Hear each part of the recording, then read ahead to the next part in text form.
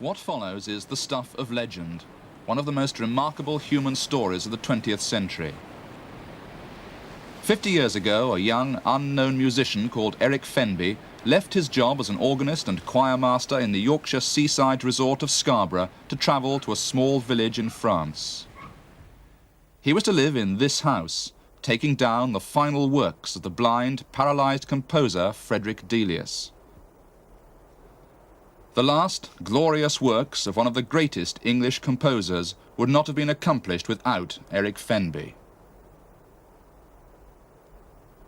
It has been called a feat of collaboration without parallel in the history of music. But it is also a story of selfless devotion that has captured imaginations all over the world. 50 years after the death of Delius, Eric Fenby looks back at his life, revisits for perhaps the last time the Delius house in France, and gives his final word on the legend.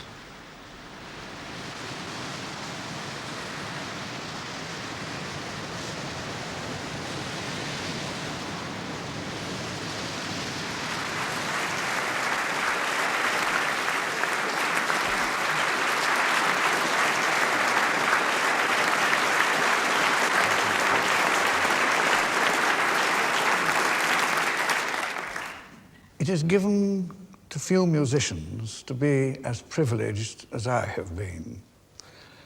A seemingly preposterous presumption on my part in offering my services to Delius in 1928 led me in my early 20s into intimate contact with genius, creative genius.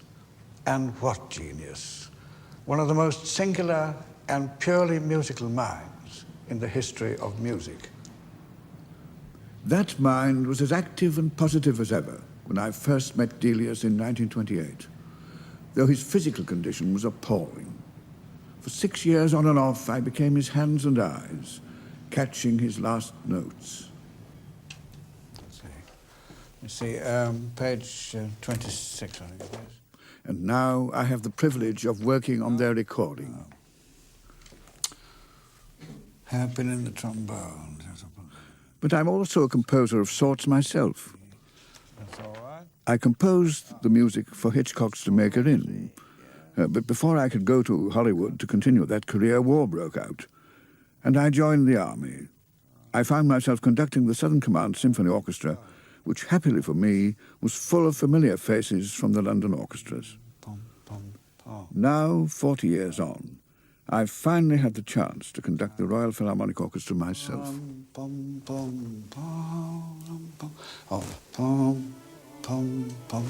Ah, got it. Down, down, up, up. And these fortissimo here. Right clear. Wait, yes, may I just stop you there, please? The second half of your... Yes, of inside players. Inside players, please. Will you make more of that bar before 10, please? Delius particularly wanted that to come out. There. Violas, all you have there. 1, 2.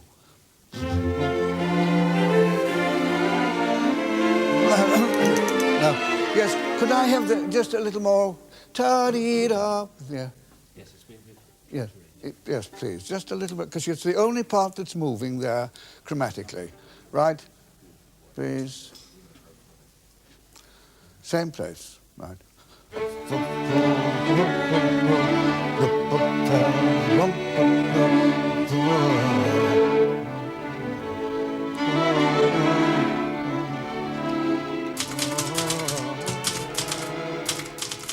I've taught a lot in Scarborough after the war, where I met my wife and my 2 children were born. Oh, that was Professor Stevens, I Yes. think. Yes.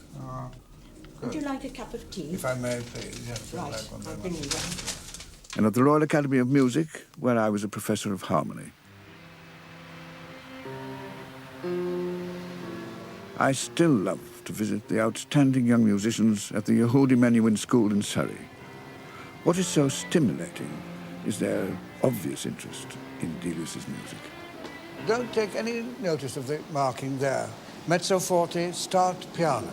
And look, you must try and give the impression that you're drawing this or coaxing this music out of silence. You see, it's too pedestrian. It's got to exult a little bit. Now, have you got it? I'll do it with you. Now.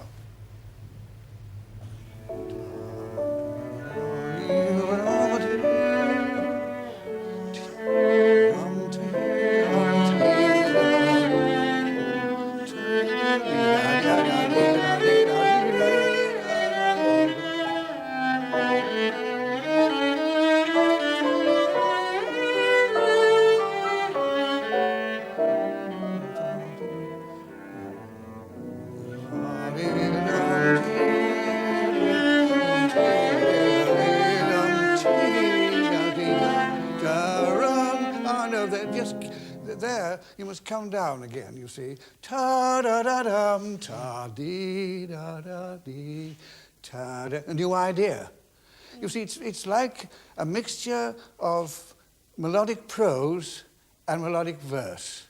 And you've got to merge each one as it comes in time. The really difficult thing is, of course, Delius, like most composers, could not possibly put that kind of thing down on paper. The important things cannot be put down on paper, and you arrive at them by intuition, and love, and of course, your intellect. Yehudi. Eric. Delighted to see you. What a joy to find you here. How are you? I've been very fortunate in my life to have known Elgar, to have known a great many composers, Bartók and Bloch, Ionesco, Ravel, so on, and then to have met others through those who loved and understood them. That is really the greatest thing that can happen to an interpreter, to feel that he really comes near to understanding the import of those notes, which in themselves are but symbols. They're mere symbols of certain feelings, thoughts, emotions that the composer may have. And each age, each person, particularly Delius, who was an extremely unique personality, full of contradictions, extraordinary contradictions, that music needs the spokesman that Eric Fenby is. I mean, one could look back and say that destiny meant Delius to have an Eric Fenby, and therefore he did go blind, because otherwise we would be deaf to his music. But the marvellous thing about it, and I must stress this about Delius, was that he knew exactly in the end what he wanted to put down. And there was nothing had to be altered at all. That there was this marvellous confidence, which his brain was so alive and clear right to the very end. And he had this wonderful sense of the colour of sound and the sheer beauty of it. Though beauty was a word he never used. I think it's marvellous that his music is so beautiful indeed. Dr. Fenby, have you finished writing about Delius? Have I finished writing about Delius? Well, no. I have perhaps the most important thing to do yet. And that is when Delius was on his deathbed, he asked me if I would write an appraisal and evaluation of his music. And I was very much taken aback by this. And I said at the time, well, I think you know I'll have to wait 25 years before I can see it in perspective. And here I've waited over 50.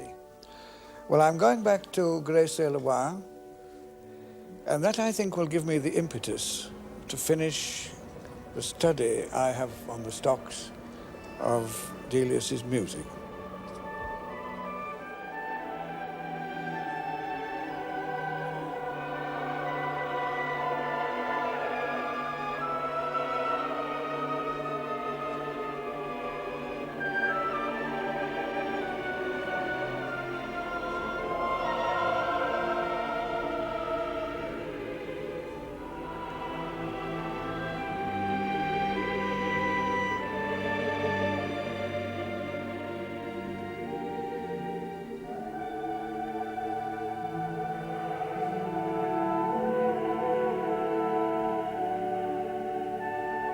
I can remember exactly what I was thinking when I first made this journey all those years ago.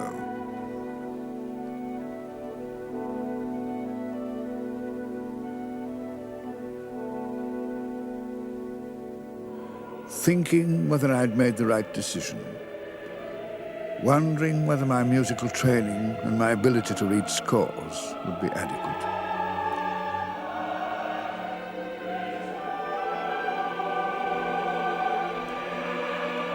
I was 21. Music was my life, but until then, Scarborough had been the limits of my horizon.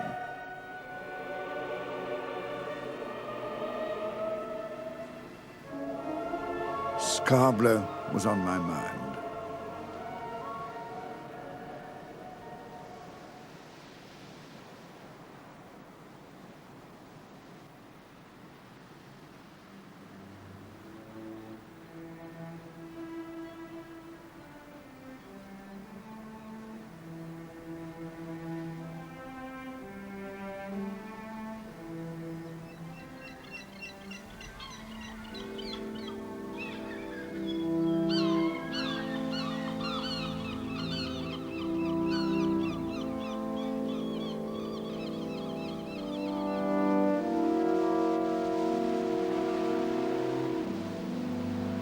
I have a favourite place near Scarborough, the Cloughton Cliffs.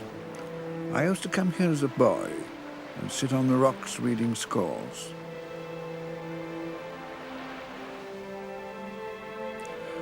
This is really one of the most important places in my life.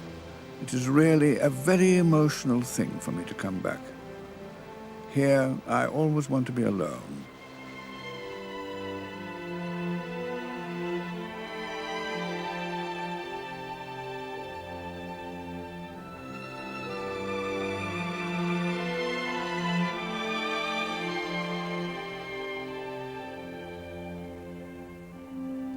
My family lived in the once dignified Trafalgar Square at number 25. And my father was a second tenor in a male voice quartet of Scarboroughians called the Crescent Quartet. And they were really quite famous because they won cups in competitions all over England. They used to practice at our home, and because I had perfect pitch, I was able to know in my head the notes and the chords they were singing. In fact, I was soon able to detect the sounds of nature and even the overtones. Once I astonished my father by saying that it was thundering in E-flat.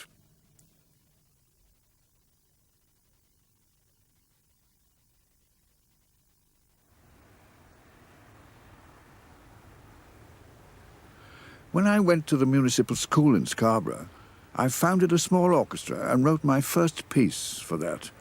It was played at a speech day in 1921, I seem to remember. I've always said that I got a very much better practical experience than many of the students whom I have taught at the Royal Academy of Music when I was professor there.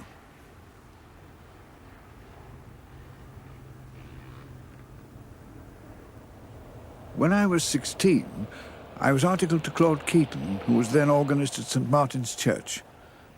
There was a choir school, and I was kept very busy rehearsing the choir and playing the church organ.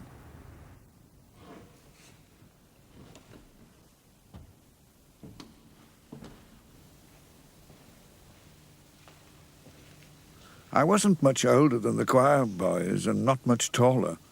And once I remember they glued me to the seat of the organ. Oh, with treacle. What a mess. Cassock and surplice ruined.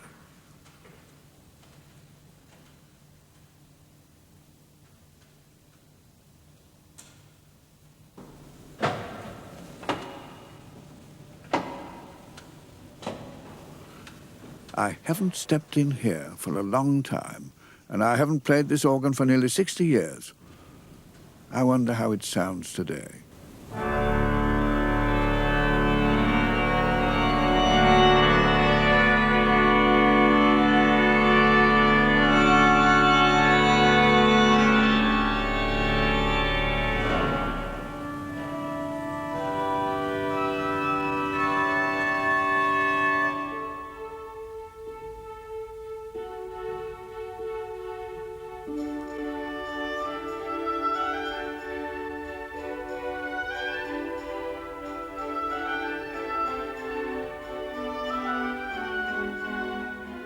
Scarborough, the queen of watering places, was a town full of music, and the hub of the musical activity was the Spa, with its magnificent orchestra conducted by Alec MacLean for nearly 25 years. And of course, at the weekends, when there was a great influx of people from the West Riding, and many people came to the Grand Hotel and booked their rooms and their holidays for no other reason that there was a symphony in the morning concert. Even on a morning, one would be frowned upon if one turned up in a pair of flannel trousers.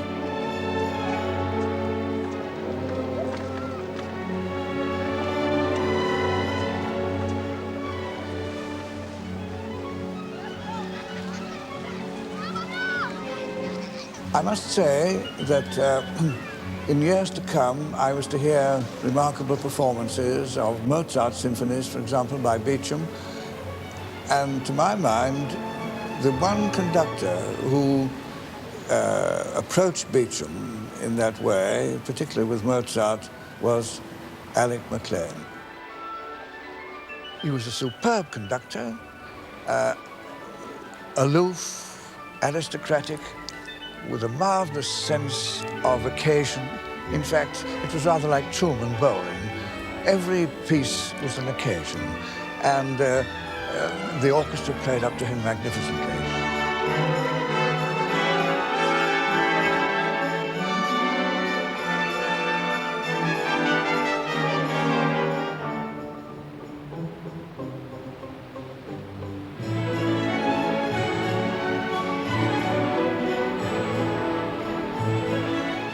And having become friendly with Alec MacLean, he very kindly allowed me to conduct some of my early works on the Spa. He said, "Young man, do you compose?" I said, "Yes, I compose, but I'd like to see something of what..." I brought a piece along, and he said, "Yes, well, now then you shall conduct that, and be prepared to conduct it at one of the morning concerts. I shall let you know, and you will conduct the last item in the program." And so when most people were filing out to go for their lunch along to the tramway, I was given the stick, and I went on and conducted a string piece of mine. I was absolutely terrified, and I found the stick was wobbling about in my hand, my legs were trembling, and I was in a terrible state. But somehow or other I managed to get through it. When it was over, and I left the stage, some of the players tapped on their music stands. Happily, they didn't move their feet around, because that's always a very bad sign. They tapped on their music stands, which meant that they liked it. But the great thing was that the two double bass players waved their bows at me and said, "Oh, write music like that again." I was very delighted.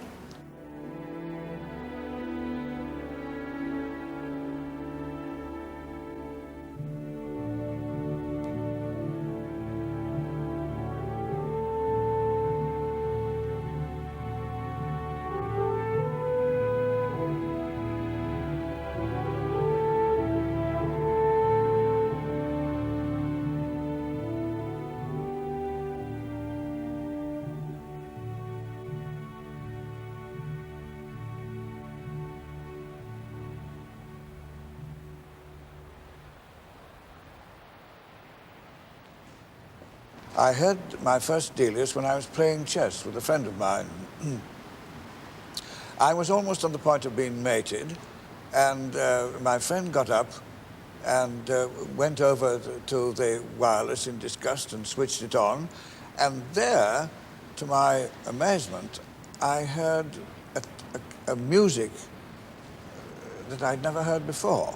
And it made a profound impression on me immediately. I'd never heard music with that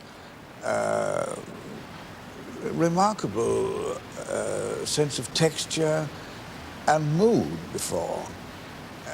And I was quite transported. And that was halfway through on hearing the first Cuckoo in Spring. Well, it begins on a C sharp. Ta-da-da-dee-da-da-da-da. It absolutely took me by the heart.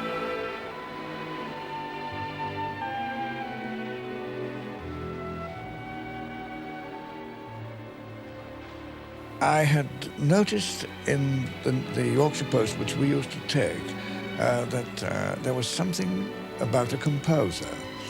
And I took it along with me to the cliffs at Cloughton, I remember, and read of the plight of Frederick Delius, who was then living in a tiny hamlet about 40 kilometers from Paris, and he was in great distress. He had become blind and paralyzed and was unable to complete his life's work. I was profoundly upset by it at the beginning. And as I began to go more and more to the cliffs and the coast, I began to wonder whether I might be able to do something about it. The idea pursued me like a hound of heaven and finally caught up with me in this very place.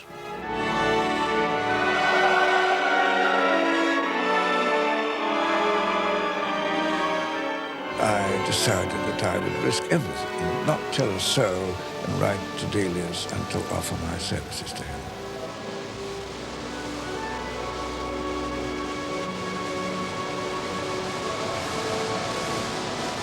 The gist of the reply was that I was to go as soon as I cared. I would be received with open arms.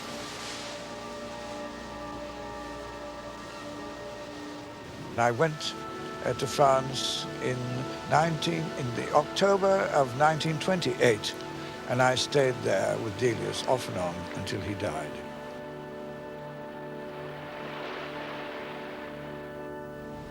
I thought about it all when I went over the channel. I was much too elated by the task I'd set myself to be put off by any thoughts of regret at leaving Scarborough. After all, I had to prove myself, and it was a musical task I'd set myself. But what did happen still dominates my life.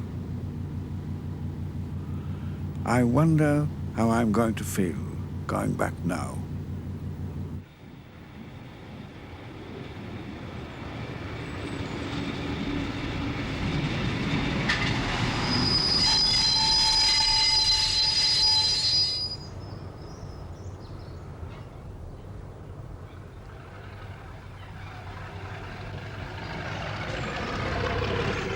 "50 years ago, I arrived at Boron Station for the first time. Today, I can still feel again that same excitement." I was greeted most charmingly by Mrs. Delius, who was waiting at the end of the platform for me. Immediately, she made it quite clear my coming was something which she'd longed for so many years.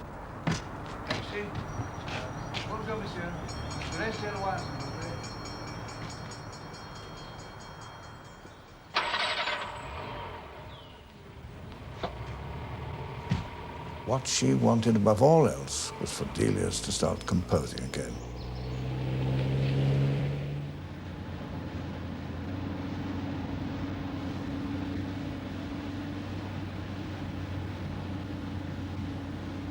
She told me that they had lived in Grey for 30 years, and that it was on this road, between the station and the village, that her husband had contemplated all his finest music.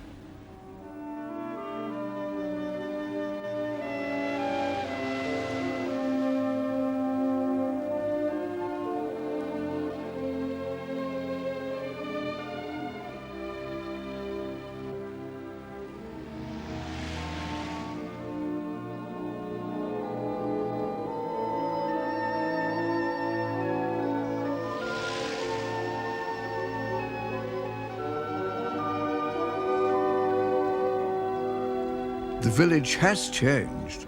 There are more houses and shops, but the main street is much as it was.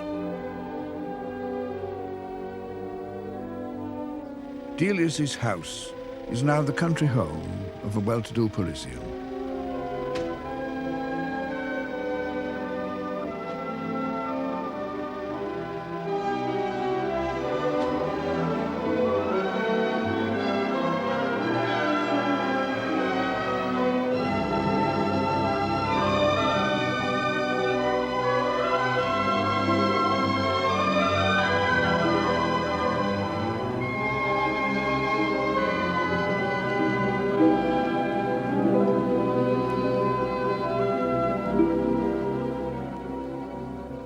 certainly no experience in my life could ever equal that on all planes, too. I think, in a sense, music and emotional. I mean, this was an experience. And Grey, I felt when I was away for it, was my home. I was attracted to it almost as much as Delius was.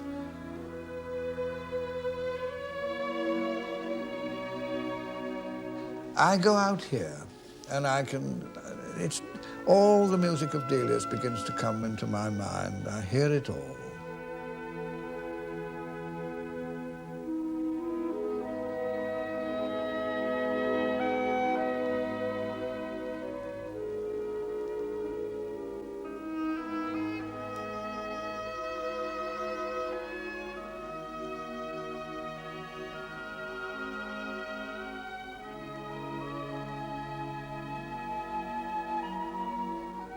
But this place to me this is where his spirit is. I am sure his spirit is here today.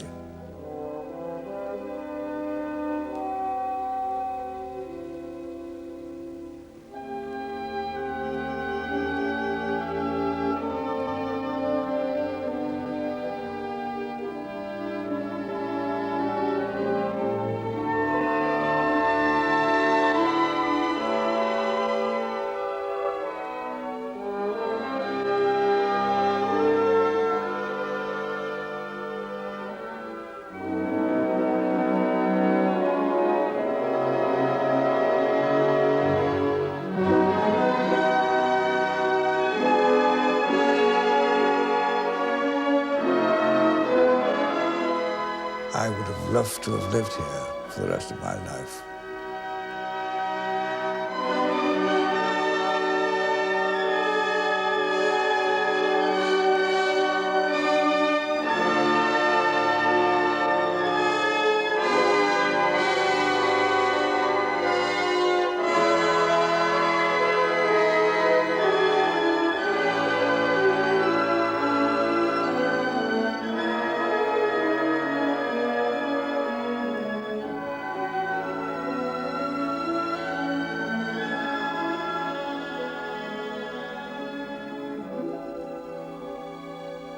I can recall what happened when I arrived here as if it was yesterday. I was taken to my room through the music room. After about an hour or so, Mrs. Delius came upstairs and said, "Now, Delius will see you." And I well remember standing at the door over there and advancing very nervously across the room to where Delius was sitting, dressed in white, most fastidious, obviously, in this exquisite silk white shirt, a rug thrown over his knees. Completely emaciated creature with a very extraordinary expression, a very serene expression on his face. And of course, he held his hand out to me like that and said, "Oh, come in, Fenby." And I came across the room to him and greeted him. And it was a very moving experience. Moreover, when I came into this room, there was a tension which I felt immediately. And that tension was to remain with me for 6 years. After a few weeks, Delius felt able to start work, but what a disaster. In this very room, oh, dreadful, one Sunday night, he sent for me and he said, "Fenby, I've got a simple tune I want you to take down. And get pen and paper and begin." And I sat down here, and the old man said, "Are you ready?" And thrust his head back and began, "Ta ta ta ta ta ta ta ta ta, got it? Ta ta ta ta ta ta ta ta, got it?" Well, it went on like that until the end. I could bear it no longer. And I rushed out to that door, and Yelka came in at that door. And she said, "Fred, what have you done?" And as I stood closing that door behind me on my way up to my room, beside the music room, I heard him say,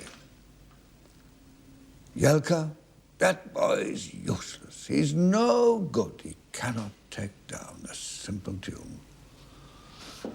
I thought I'd be asked to leave the next morning. You see, I came here because I had had a very unusual musical upbringing. I'd always prided myself that my ear was the one reason why I became a musician, as indeed it was. And that, of course, meant that what was my strongest weapon had been utterly derided. But I did think, at least, that nobody on earth could have made head or tail of that extraordinary recital. Jelka said, I am behind you. I've got faith in you. And that was the beginning. And from there, it began to work.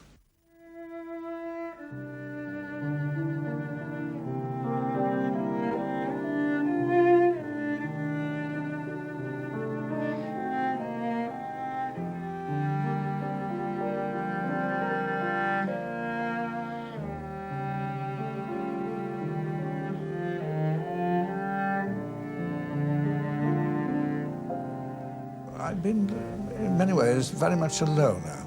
And one of the things that even pleased me when I heard from the Deliuses at the beginning was that there would be very little life here. And that delighted me. Because prior to that, I mean, I was really beginning to contemplate very seriously whether I would have joined the Benedictine order or something like that. So, I mean, it didn't prove very difficult for me to endure, as some people would endure, the long silences.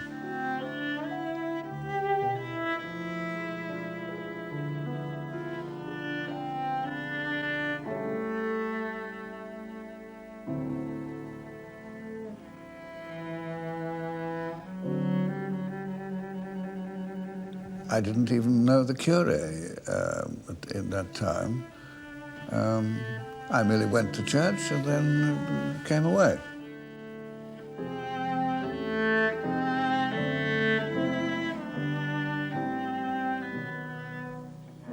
You see, the point is, I've always been a churchman all my life, and to go to Mass is just part of my life. But to Delius, it was anathema. He banned me from hearing Mass in this church.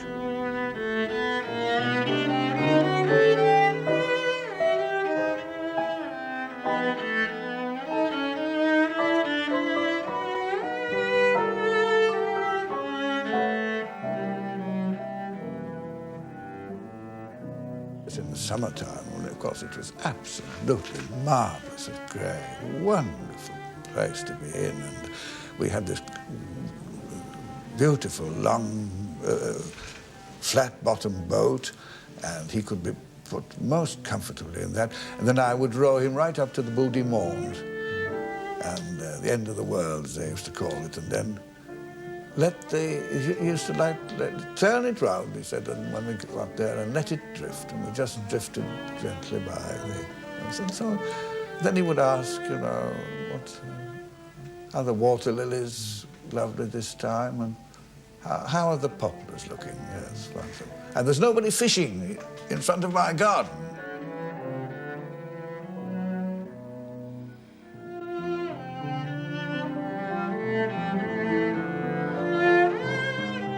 He never moved away from Grey without a longing to be back again. And for 40 years of his life, this was the very center of his... He breathed the air of Grey, and it went into his music. The air was full of Delius. Elgar once said, there's music all around, and you just take what you please. And this is precisely, I think, what happened with Delius here.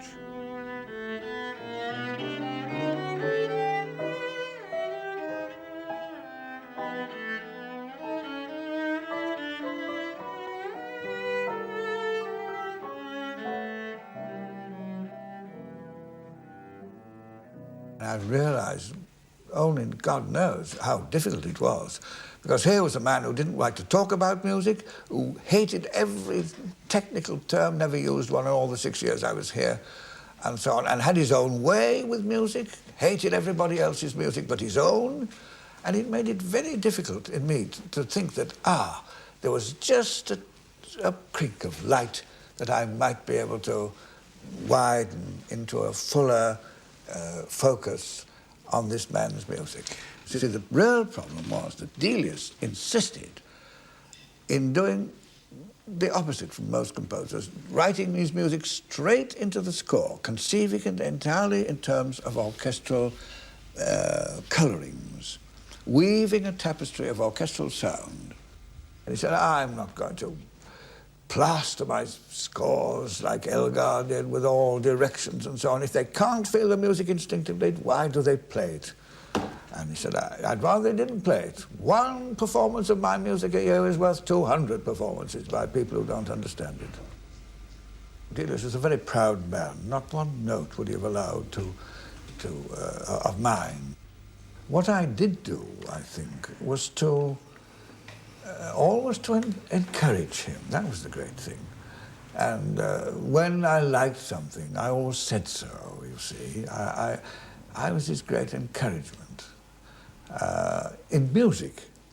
And you see, the point is, by the time we'd been working together for about 3 years, he had implicit belief in me. I mean, I saw all these scores through the publishers. He left everything to me, and when people wrote to me, he just said, leave it to Eric, he'll do it. And so it was, you see. He really, it was the most wonderful relationship. The last years, the first 2 years were very, very difficult. I wouldn't like to go through those years, but the ones where we really began to understand each other, it was quite remarkable, wonderful. But there was one occasion only, in the whole of my time there, when he dictated away from the piano. I was summoned here, and I came rushing down here to find Delius sitting here under what used to be a great elder tree. Now, since removed, it fell down one day. And then there was, along here, a stone table, and he was sitting in his little carriage, waiting quite impatiently. Bring pen and paper. He said, I've thought of a new opening for our piece, The Song of Summer. Now, so I quickly came back again with my usual implements. Now, he said, I want you to imagine that we're sitting on the cliffs, looking out to sea. This is Yorkshire, with the heather, the beautiful clear sky. Now then, strings. Now, subdivide your strings, 7/4 in a bar. Lowest note, the A on the violas, and then D, like this. Second violins, F sharp and D, like that, above, yes, and then dovetail the firsts, A and top F sharp, yes. Now that's going to hold 4 beats, write that down, right. I want you to imagine that the waves are just lapping up against the shore. Cellos and basses, G sharp, A and D on the last 3 notes of that bar. G sharp, in octaves, that's right, with the cellos and basses. And then hold that chord again, and then move it on again, yes, that's... Now there, I want the waves to come up like this. Oh, F sharp, B, C sharp, F, yes.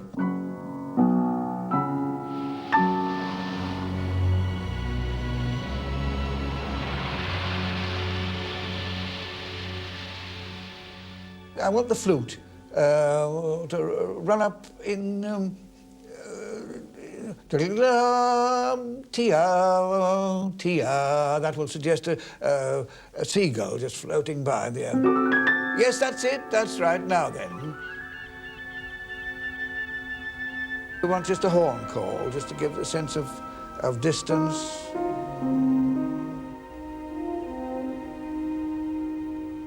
Then bring those chords down again. No, not that way. Now, we'll have another chord there. G, E, C sharps in this, and an A and an E. That's right, now I've got you. Yes, now then, do the same, with the same rhythm for the oboe. Another suggestion of a bird fluttering by. It was the easiest thing that I ever did whilst I was there, because he had every detail in his mind of the first 15, 16 bars or so of that particular piece. That was the only occasion on which Delius ever evoked a visual image of what he was trying to express.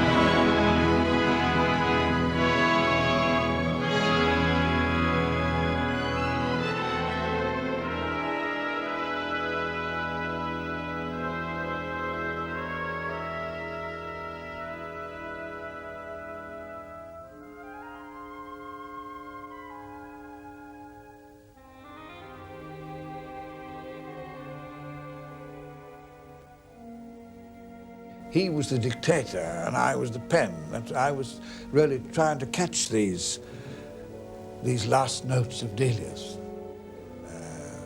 which would have flown away long before I could have got hold of them.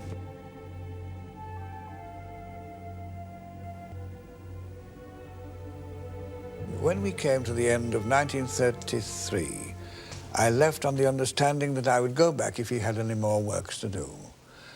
And when I was called back, it was not really to work with him in a musical sense, but to look after him physically, because his wife had been taken away and was being operated on for cancer.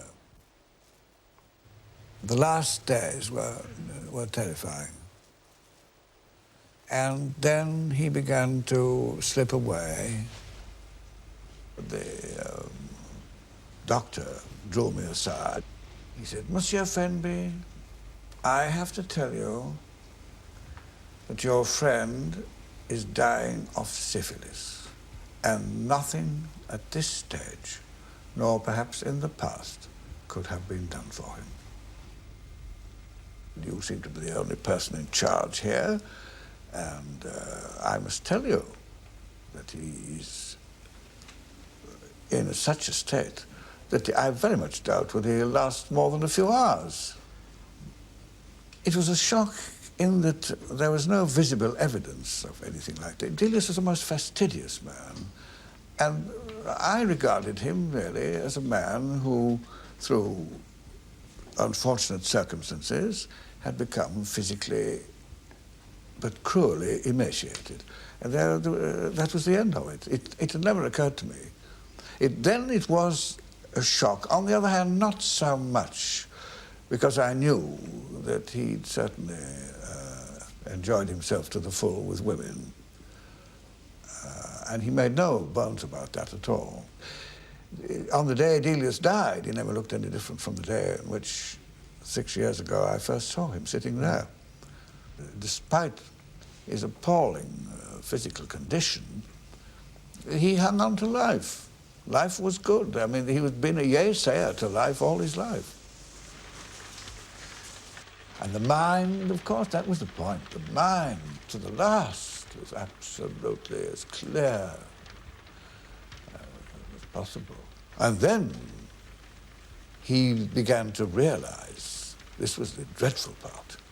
He said, "Now, Eric, I must tell you that if I die, I want certain things doing." He wanted me to have all his manuscripts. He wanted me to have a certain sum of money, because I had worked here au pair for the 6 years.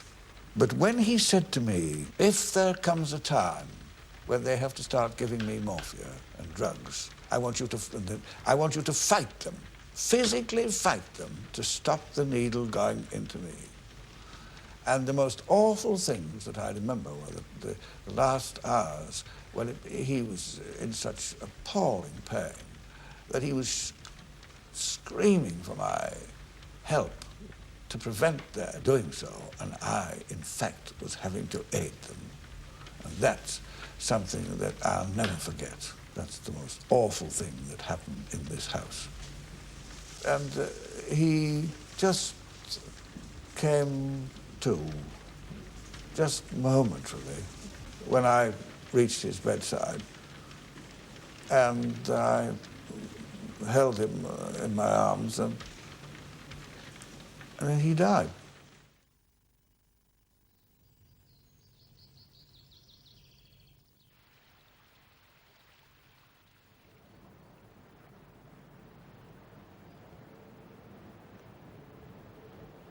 The immediate problem was that he would have to be buried in the churchyard at Grez. This is where Delius did all his greatest work. This is where his spirit remains, and this is where he should, I think, have been left in peace.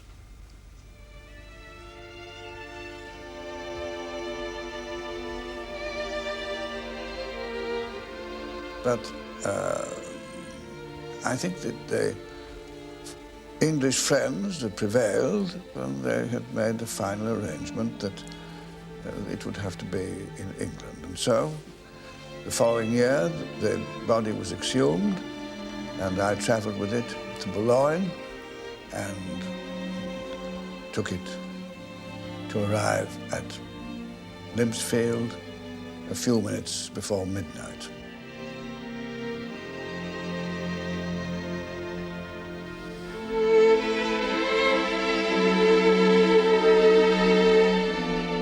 Delius's last wish was to be buried in a country churchyard near London, where friends could tend his grave.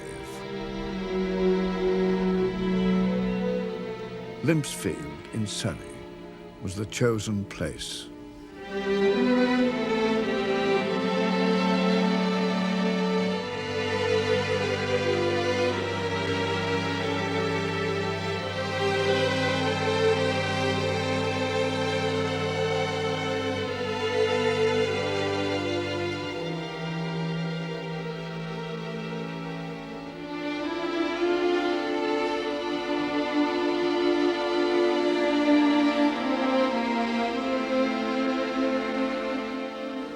Yes, I felt today, just as I understand a drowning man feels, that the whole panorama of his life is quickly before his eyes.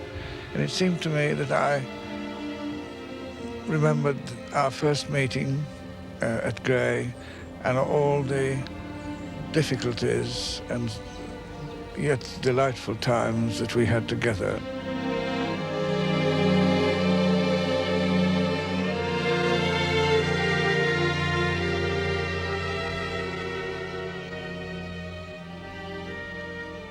I'm going away now, but I'm leaving my heart at Grez.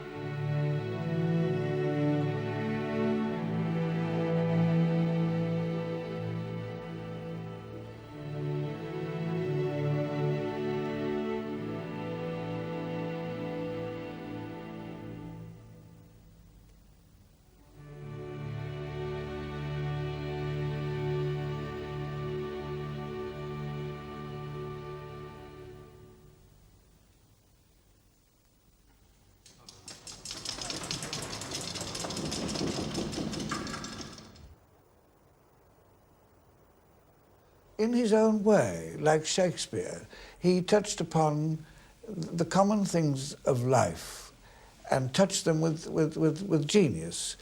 But with Delius, of course, what were these common things of life? The sense of partings,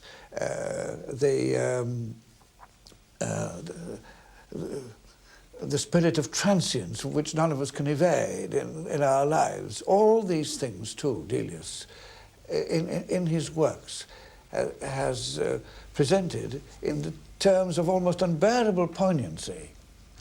Well, he was a poet of nature.